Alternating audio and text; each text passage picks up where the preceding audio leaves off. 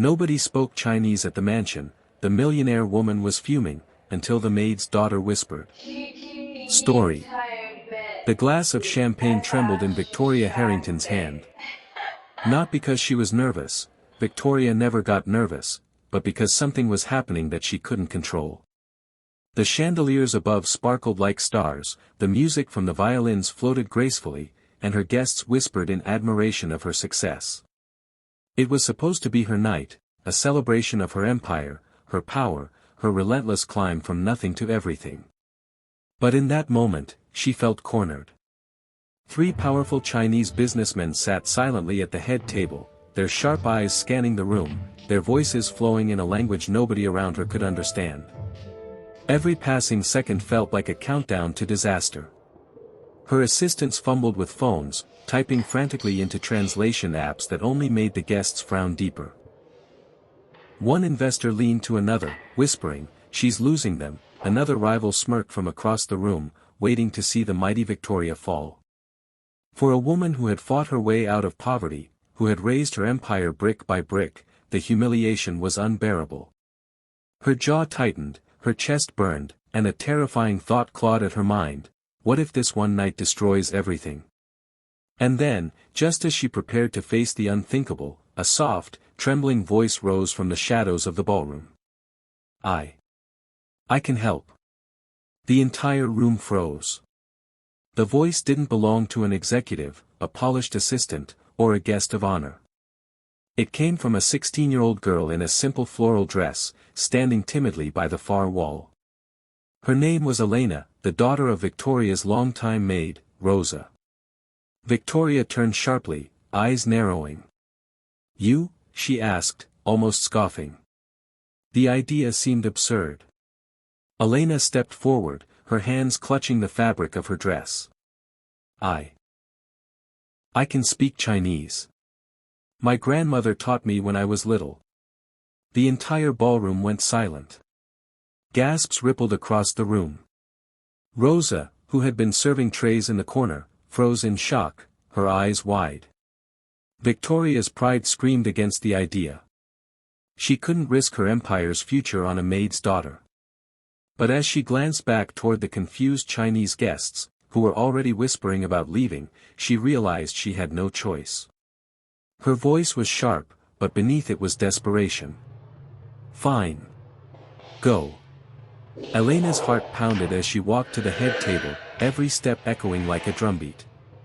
She bowed politely, then began speaking in Mandarin, her voice soft yet confident. The transformation was immediate. The Chinese businessmen's brows lifted in surprise, then softened into faint smiles. They leaned forward, intrigued, nodding as Elena translated their questions and Victoria's answers with clarity and grace. Across the room, Rosa brought her trembling hand to her mouth, tears forming in her eyes.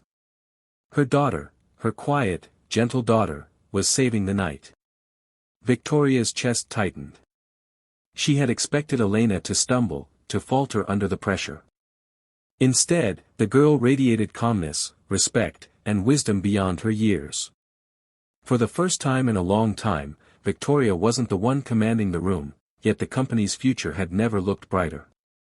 As the hours passed, Elena not only translated but also connected with the guests personally. She laughed with them, shared cultural stories from her grandmother, and bridged a gap that money, power, and prestige never could. By dessert, the head of the Chinese delegation raised his glass. In halting English, he said, "Partnership, yes. Because, respect. Because family." The ballroom erupted in applause. Investors clapped. Rivals looked stunned. Rosa wept openly. And Victoria Harrington, the woman who thought she had seen it all, stood frozen, realizing her empire had just been saved by the least likely person in the room. That night, when the guests finally left and the ballroom quieted, Victoria approached Elena, who stood nervously in the corner with her mother. "You saved me tonight," Victoria admitted, her voice softer than anyone had ever heard it. She looked into Elena's eyes and added, "No, you saved all of us." Elena shook her head, cheeks red. I just wanted to help. Victoria hesitated, then placed a hand on the girl's shoulder. You have a gift, Elena. And gifts like yours deserve opportunity. From tomorrow, I'll arrange for you to study wherever you dream. Whatever it costs, it's my responsibility now. Rosa gasped, her hands trembling. She had served Victoria faithfully for years, never asking for anything. And now, because of one moment of courage, her daughter's entire life was about to change. Tears rolled down Elena's cheeks. Thank you, she whispered.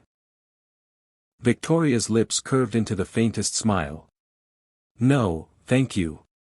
In the weeks that followed, the story spread across the city. Newspapers didn't write about Victoria's speeches or her glittering ballroom. They wrote about the maid's daughter who spoke Chinese and turned the tide of an empire. Investors admired Victoria not just for her success, but for recognizing and nurturing talent where others might have ignored it. Elena received scholarship offers, invitations, and mentorships from people who saw in her what Victoria had discovered that night, a brilliance that deserved to shine. But perhaps the greatest change wasn't in Elena, or even in Rosa. It was in Victoria herself.